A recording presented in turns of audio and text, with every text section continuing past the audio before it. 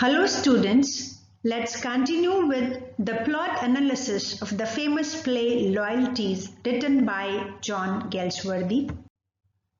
This drama in 3 acts is a powerful play on the theme of loyalties in family relations and social relations as well. In the Act 1 of the play, the playwright has very effectively introduced the theme, the key episode of the play, along with the chief characters of this play. Now let's see what happens next in the Act 2 of this play.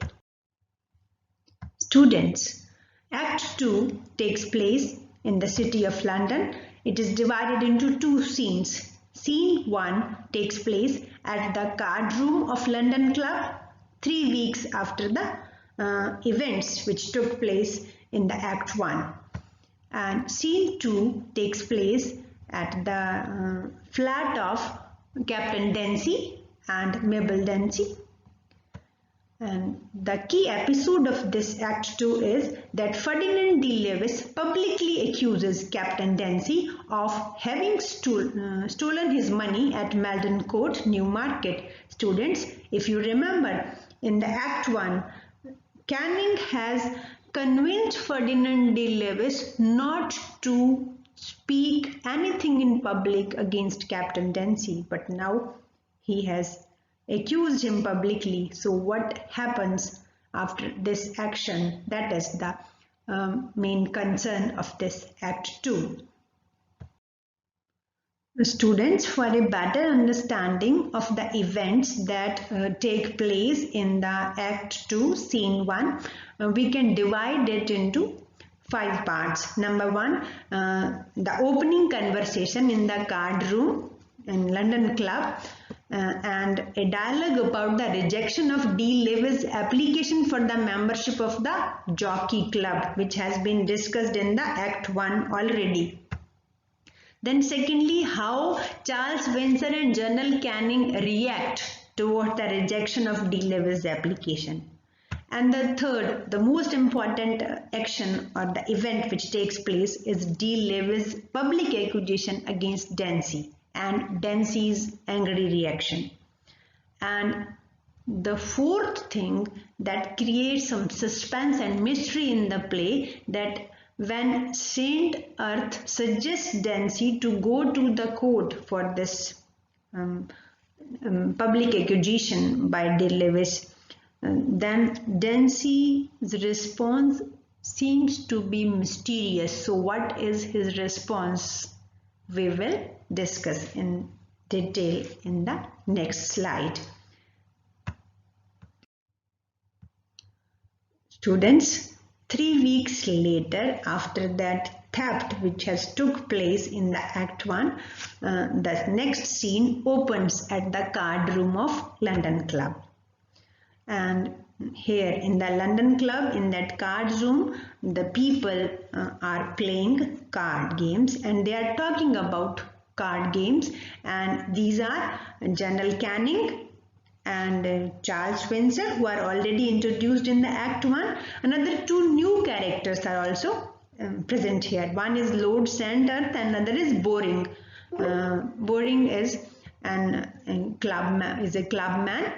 And now after a discussion about the card games, Lord Saint Erth informs General Canynge that De Levis' application for the membership of the London Club has been rejected. And with this very information, Canynge and Windsor, they got shocked. Because why? What is the reason of their shock? As in the previous session, while analyzing the action of which took place in the Act 1, we have discussed that General Canynge and Windsor has promised De Levis that they would support his application for the membership of the Jockey Club. But for this, De Levis would have to withhold his accusation against Dancys. And now their plan had obviously failed. Meanwhile, what happens? Major Colford. He is also a very important character in the play and he is introduced here. He is a friend of Dancys. he enters the cardroom and he informs that De Levis had just then publicly accused Dancys of having stolen his money at Malton Court. So now, at this point, Canynge explains to Lord St. Erth that he had known about the accusation, but he had forced De Levis to keep quiet with the promise of the membership of Jockey Club. And he pointed out that this was the reason that why he had asked Lord St. Erth to support De Levis' application.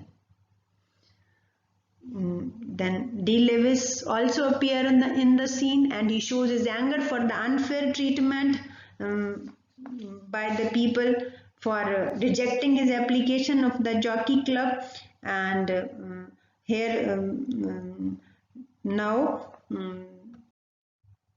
what happens that this De Levis, he tells that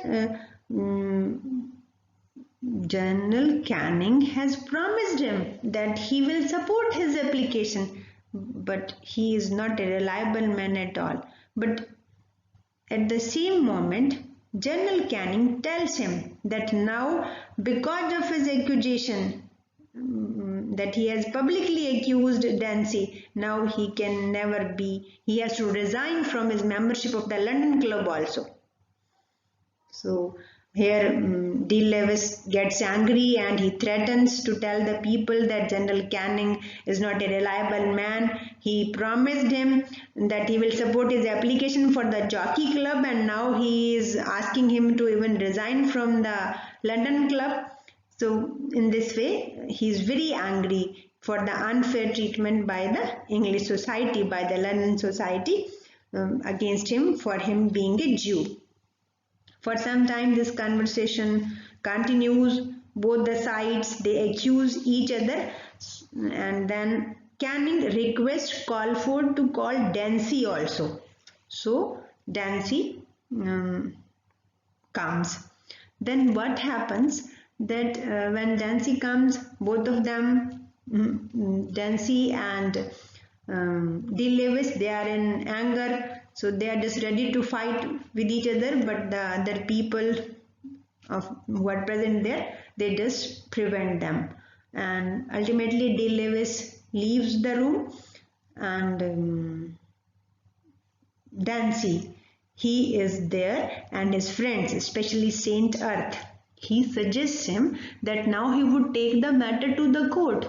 But the mysterious things which happens that Dancys seems to be unwilling to do so, and this creates some doubt in the minds of the people who are present there.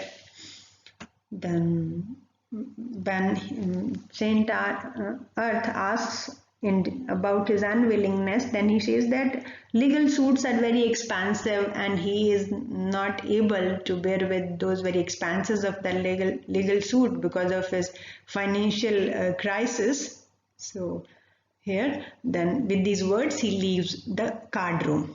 Then after the departure of Dancys, Windsor tells Caulfield that General Canynge had felt Dancys' coat sleeve on the night of the theft and he had found it wet. And now he just wants to show that, to show his doubt that it is quite possible that Dancys has stolen the money. But still, this Windsor, he shows his faith in Dancys, and he says that that I respect, or I have a regard or appreciation for Dancys for the sake of the honor of the army and the club. So on the other hand, his friend Coleman, he is also not ready to believe this thing. So this very scene closes that when Caulfield says that even if Dancys were a thief, I would help him as far as possible. So in this way, all the friends, Caulfield, Windsor, and even Canynge, they express their loyalty towards Dancys and their anger against De Levis, who is a Jew. Now the second scene of this Act 2, what happens? the scene shifts to Dancys' flat in London, and at Dancys' flat, his wife Mabel Dancey, Margaret Orme, the society girl who was earlier staying at Malden Court as a guest, and Lady Adela, he is Charles Spencer's wife. Three of them are there. In the opening dialogue is between Mabel and Margaret, and then later on Lady Adela joins them. They talk about the accusation against Dancey. Margaret Orme and Lady Adela have their sympathies for Dancey, and during their discussions, three ladies, they talk about the question of friendly loyalties. They also talk about the clash of loyalties, and during this dialogue, Margaret talks about Dancey's love for a life of excitement, and she also talks about his love affair with a foreign girl. This very reference about the love affair, Dancey's love affair with a foreign girl, is also going to be of greater importance in the development of the plot of this play. When all these three ladies were just talking, then Dancey appears in the scene, and Dancey is not comfortable with these ladies' sympathy for his public accusation. So after his arrival, the ladies leave. Now Dancey and his wife Mabel are there. Then Dancey proposes to escape to Nairobi in that case of public accusation against him. But his wife Mabel insists that he must first clear the charge of theft.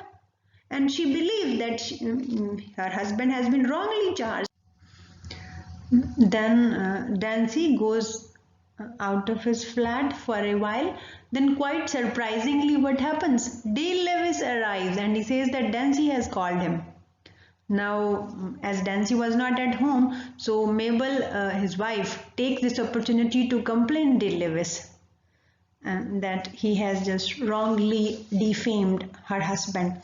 On the other hand, De Levis admires her innocence, that she is innocent, she has a blind faith in her husband, but in the true, she is not able to know his true colors or true personality.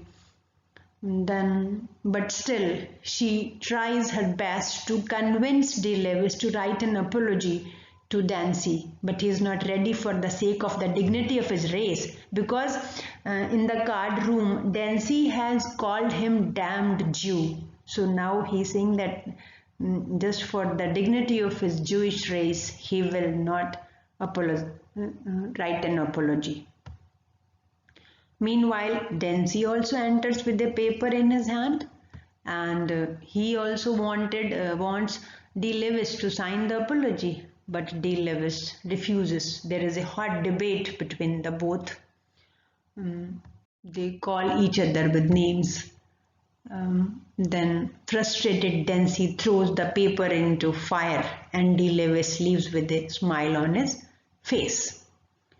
And now Mabel and Dancey are left alone on the stage, and they talk about this accusation, and Dancey wants to get assurance from his wife that she has faith in him. Then Mabel shows her deep loyalty towards Dancey, and she sends him to consult Jacob Twisden, a famous liar.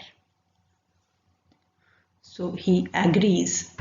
So this is how the Act 2, with the Act 2, the plot moves further. And now that very theft, which is the key episode of this play, gets a racial coloring, and how the things get complexed.